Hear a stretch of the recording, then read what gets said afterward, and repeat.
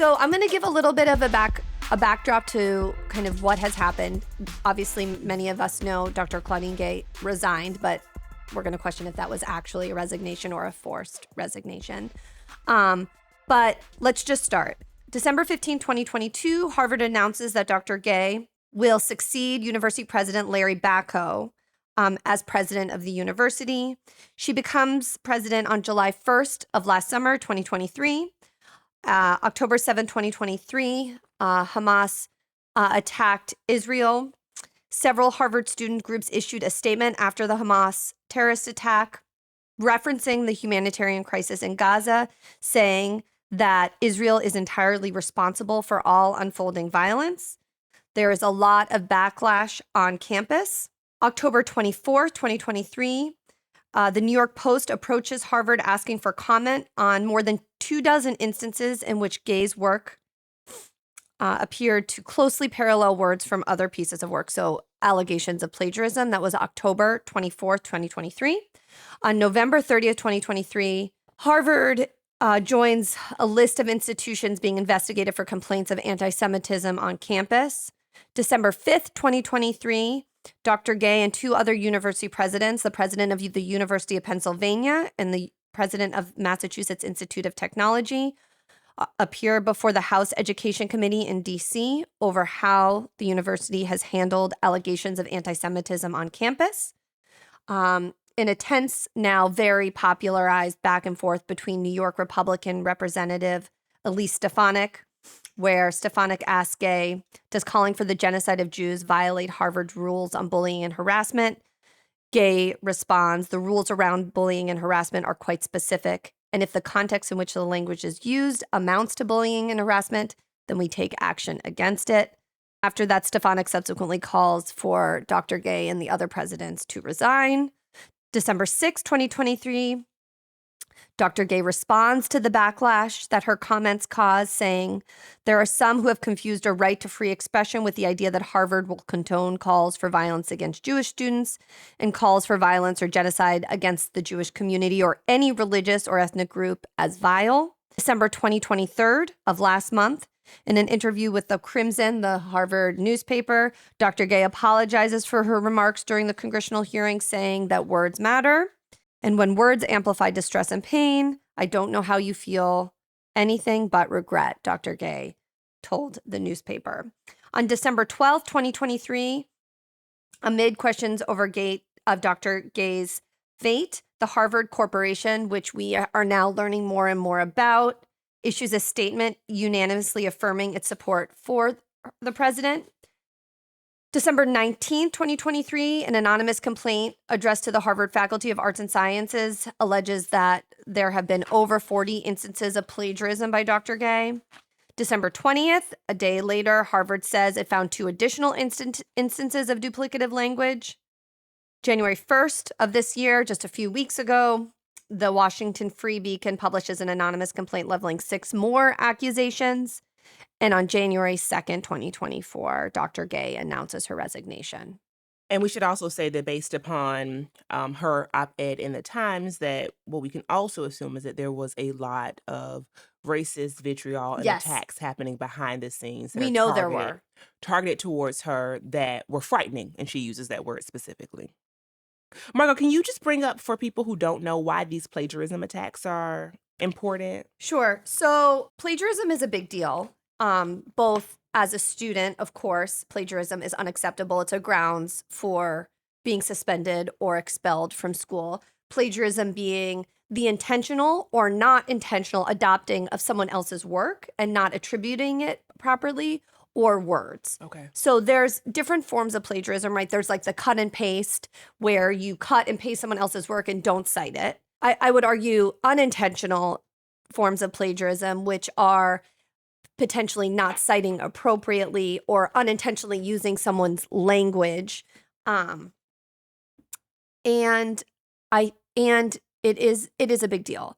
I would say it becomes frightening, I think, for faculty, right? Because many faculty, particularly at an institution like Harvard on a tenure track, are expected to produce and publish and engage in what's called scholarly pursuits, so writing articles. Most people who are not in academia don't know that academics, that is the bulk of what many academics do.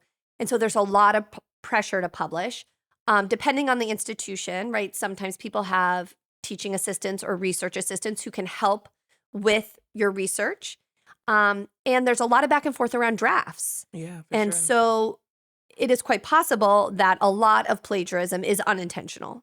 And let me just say, because I want to situate your brilliance and expertise on this please. issue as being a scholar who has been very widely published, but also in the New England Journal of Medicine, Widely published. the world's premier academic journal. So when you talk on the about coattails of a very famous OBGYN. no, we're not going to do that today. It's 2024. 2024. Those thoughts are out. They are gone, my G. So stand 10 toes down on business. My girl, New England Journal of Medicine. So when we talk about what it takes to be a scholar in the academy, Professor Margo Lindau knows all about it. So, okay, thank you. I would also say the reason that I get viscerally like sweaty talking about this is that this could happen to anyone. Yeah. What has happened? I mean, obviously I would, but like that the unintentional adopting of someone else's language is deeply fear-inducing, right, for an academic because it will ruin your career. Damn. And I would say that there is good reason for that because we hold students to a high standard. And so the allegations of plagiarism, and I don't know all of them around Dr. Gay, but there were multiple, Yeah. and in multiple pieces of work, is that sort of misstep or alleged misstep, if that product was written by a student, would be an actionable offense. Okay. And so I think we can agree that we can't hold faculty to a different standard than we hold the students that they teach. Especially when it's the president of the university, for Correct. sure. But what I find so interesting, though, is that I don't know if these accusations go back to the time in which she was attempting to get tenured or attempting to get her PhD. I don't know what writing this was in her career. I think most of it, and we can double check, but my understanding was that most of it was much earlier on in her career. From what I can tell, she wrote numerous articles as she was getting her PhD and when she was coming up for tenure, which is very common, and then pretty quickly transferred from Stanford to Harvard and pretty quickly became an administrator. And once you become an administrator, it's very difficult to publish. And so she does not have a lot of scholarly work over this last phase of her career. But anyway, I think... Well, I bring that up because it seems to me that these are also pieces of academic writing that to some degree have been vetted by colleagues and by others. So here's where I come down on this. Okay. This is Harvard's problem, not Dr. Gay's. Okay. Like, sure, I mean, yes, she shouldn't have plagiarized, of course, but there were so many opportunities for people to pick up on this that they didn't. Why now?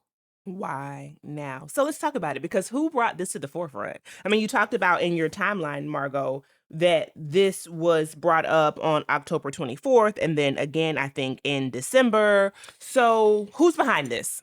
Oh, this was so we have talked about this a lot, and like Democrats, get your shit together. Period. So this was a coordinated effort by the right. They literally laid out their plan for evicting Dr. Gay from office on various Substacks. Christopher Rufo, who's a far-right activist, was part of this. There were allegations against Dr. Gay before she even became president because the far-right had issues with her scholarship. I mean, she's a critical race theorist, and she was at the forefront of creating the Office of Diversity, Equity, and Inclusion on campus at Harvard University. So she had a target. I don't even like using that, but like she was the subject. They wanted her out. They wanted her out. They wanted her out, and this provided the opportunity to do so. So I want to go back, Margo, because I could not make sense of, number one, the idea that 3 leaders from private institutions were called before Congress about this issue, which seems to me to have been an anomaly. And I don't know that it was actually rooted in the concerns that the Republicans claimed that it was. But I also want to get your opinion on the answer that Dr. Gay and others gave. So help us to make sense of that shit, because all of it for me just reeks of some fuck shit. But go ahead. Is your question, do I think Dr. Gay is anti-Semitic? Before we get there, though, what do we think about her even being called before Congress? Okay, so first of all, it seems unprecedented to me. It felt like Congress was calling them in to reprimand them. And it was 3 women, too. It was 3 women, which, again, optically doesn't look good. They all hired, from what I can tell, the same law firm that did a terrible job in prepping them. They did a terrible job in answering, because if Dr. Gay had followed her gut, which, by the way, she has been told over and over by individuals in society never to do. Yeah. But if she had done that, her answer would have been perfectly acceptable. Exactly. What she answered was a legalese answer to a non-legal question. Absolutely. And it was terrible. It was terrible. And what I took from it, the second I heard her fumble and say it, I thought to myself, someone has told her to say this to protect the university from being sued. Correct. And, you can pull apart her answer in 2 seconds, right? Because if someone were calling for the genocide of another population, it would be unacceptable. And so her answer had no weight. Of course. And it wasn't authentic to her or to what actually was happening. And so the response was quick, rapid, and, it was a setup. Yeah. She was set up. Her attorneys did not prepare her well. And she was not held. I mean, that's my analysis. Yeah, no. It just that just struck a chord for me in a real way, because yes, I think there is a soft landing place for certain people in this society that Black women do not have. And so it's like you get one shot. You've worked so hard. You've gone above and beyond. You have made sacrifices that maybe others have not had to make. It's the old adage of having to be twice as good at every single thing. And when your feet are to the fire, you only get one shot. Because there is no safety net. No one is coming to save you. We are the fucking superheroes so many times in society. So who is going to save us? Yeah, I think that's totally true. And I think that we as a society have combined issues that have no place to be combined. I do not think Dr. Gay is anti-Semitic. I do think there are lots of Karens of anti-Semitism. Hey, Shundo. And I think that we don't have the language as a society to talk about that. I think you and I have talked about stereotypes that a lot of white people hold about Black people, right? Good dancers. I mean, I'm not gonna. I have no rhythm, bitch. But we can't say the thing. Yes. Right? That there is a lot of anti-Semitism, and there is. And a lot of anti-Semitism and tropes around Jewish people are positive. So let's talk about this, because people fail to believe or to understand that bias works both ways. Correct. It is positive and it is negative. And anti-Semitism is not the same thing as anti-Black racism, because Black people were brought to this country against their will. Yeah. That is unique to Black people and some groups of Asian people in this country, right? That is a unique experience that Jews do not have. We have other experiences. And we don't have to play oppression Olympics about those Being things. a refugee is really hard. Absolutely. It is different than being a chattel slave. Yes. Both things can exist. I think both things can exist, and our understanding of them is also imperative, because what really burns my biscuits right now, Margo, is that what we are watching happening in real time is just all of the gains, I won't say all of them, because we can argue about how kind of far we had come. But the gains that we had made under the Obama administration, some of these like progressive wins, maybe some of the inclusive efforts that we had been able to get off the ground, all of those are being shattered before our eyes. And it is this ripping apart of the left currently, right now, in my opinion, Margo, under this narrative of anti-Semitism, especially in this particular way. Because I'm sorry, but I do not believe, and we have the facts to prove this, that Stefanik gives a fuck about Semitism, anti-Semitism. I mean, she actually supported, from my understanding, a New York representative who said that Hitler was a great leader, and she refused to peel back her support for this person. All of a sudden, now you care about anti-Semitism to the degree that you brought someone before Congress in an educational hearing? You don't fucking care, and I cannot be convinced that you do. Well, I don't know about Stefanik, but I do have enough understanding about the right to know that the right does not care, nor have they centered the experiences of Jews who've been harmed. And so I think that we're being set up. I think this is an intentional effort to dismantle the left by fracturing off Jews from the progressive left. Yeah. And we have to be careful. 100%. You remember in Charlottesville, one of the rallying cries was "Jews will not replace us." Mm-hmm. And so I just don't want Americans to forget that moment, that there is an embedded anti-Semitism and anti-Black racism and other forms of isms and oppression that are embedded in this country's core. And the second they begin to start to try to peel off certain layers and separate them is where we have a fucking problem. And it doesn't all come down to Dr. Gay. That's the part, right? She's one person in one university. The university should have taken a stand to make that school safe for all students. Amen.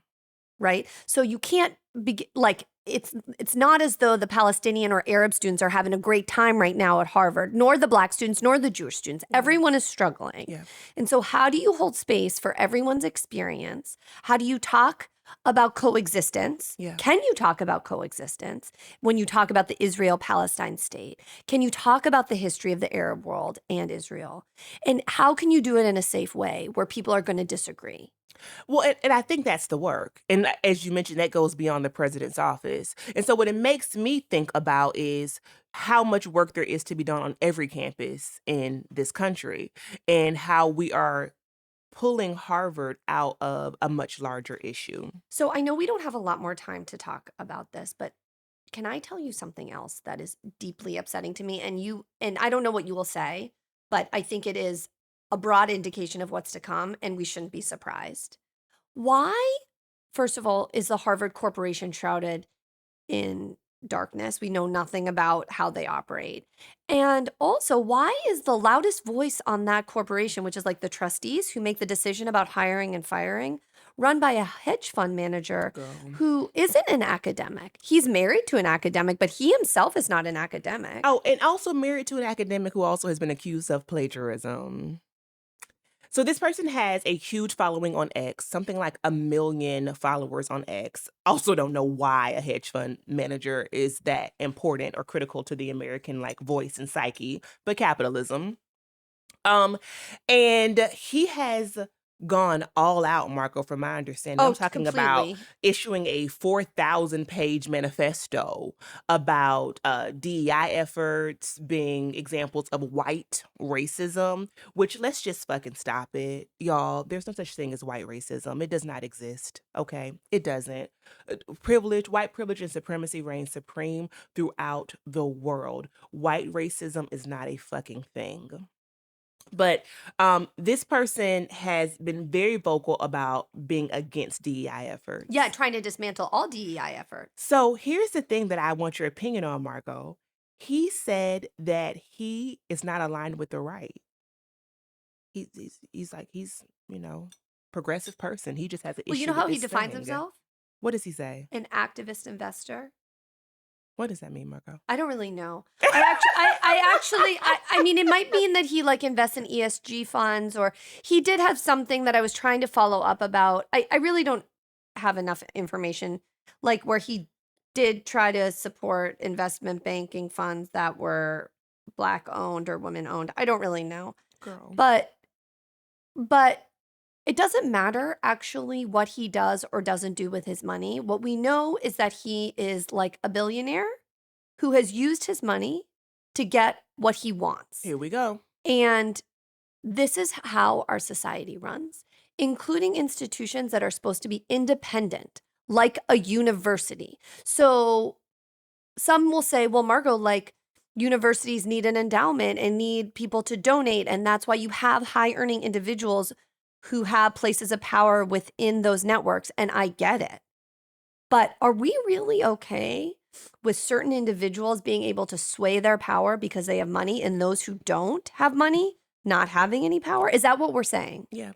And especially at one of, if not the most elite institution in the country, in the world. And so it also is very obvious that the gatekeeping and that those in power want to continue to see lily white universities and, universities that are in their own image. They are completely fine with their lack of diversity on campus. They truly believe that mediocrity is what should really get people into institutions. And or that people's lived experiences don't. We've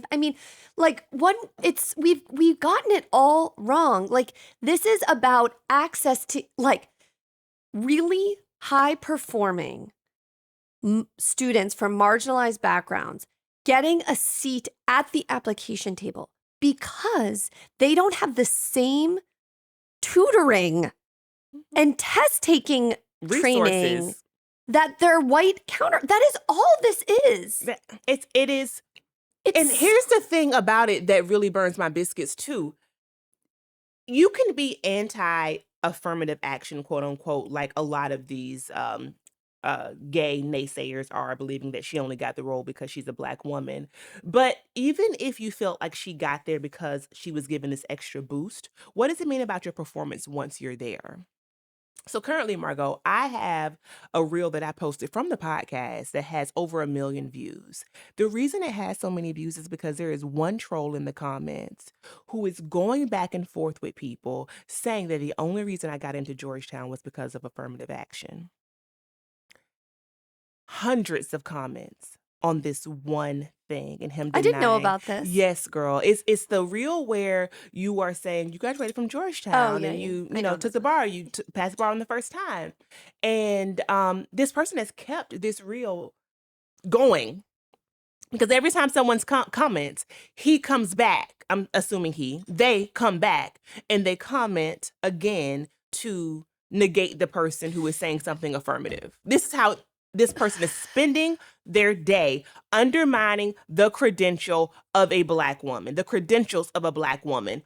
Fucking why? And even if I got in because of that, that didn't help me to graduate. That didn't help me to pass the bar. So it also, who fucking cares? You can get into a school because you play the French horn. You can get into school because you grew up on a farm in Wyoming. Our lived experiences make us unique. It is important for schools to be diverse. So there are different perspectives and lived experiences. Race being one, ethnicity being one, religion being one, socioeconomic status being one. We don't want Harvard being only children of hedge fund managers, or do we? Or do we? And that's, I think, what this is signaling, because in Ackman's mind, those are the only ones who are truly qualified, and qualifications are all that matters. He believes in people like him. Maybe they don't, but what they'll say is that there are objective measures that we should consider. Like the SAT. And if you can't meet the objective measures, then you shouldn't get in. Get the fuck out of here. There's nothing objective. What objective measures? The objective measures that only benefit one part of the population. So then you have to question said objectivity if only one portion of the population is actually benefiting. If only wealthy white people. Or maybe not only wealthy white people, like Indian people or Asian people, right? But if one portion of the population is not benefiting, then we have to ask why, right? So, good point. So I think this is a much bigger conversation, and this is dangerous because what this signals to everyone else is that universities can be dictated by political motivations. And I also think outside of the academy, what it also signals is a blowback around DEI in general, and that the right will win. Correct. These conservative activists will come in and find a way to completely rip apart any gains that have been made. I think we're going to talk at some point about Lululemon. Their internal DEI efforts that are just not fucking working. They have been accused of racism so many times. And here recently, the founder and former CEO said that all the diversity shit, it was time to call it quits. They were doing too much. And so that's where we are. And that people like him feel safe to make these announcements and these proclamations very loudly. It's kind of like that iceberg where it says how racism and white supremacy shows up, and it used to be just a very small amount above the water and everything else was below. Now I think that iceberg and what's acceptable overtly has completely turned, especially given the MAGA Republicans. So I think, yeah, I agree with you. I also think that Dr. Gay's resignation was not a resignation. I think she was fired. I think she was forced to Oh resign. yeah, absolutely. I think that she's a byproduct of a really sick culture where she was set up to fail. And one last thing about Dr. Gay specifically that came out, Lovey talked about this on her social media, and others have kind of reiterated, Black excellence won't save us. This idea of Black faces in high places is not going to save us. It's this talented 10th mentality that has been sold to us time and time again. It is a meritocratic myth, because if people do not want you in those places, your position has always been incredibly precarious, and you will find yourself on the outside looking in because white supremacy reigns supreme.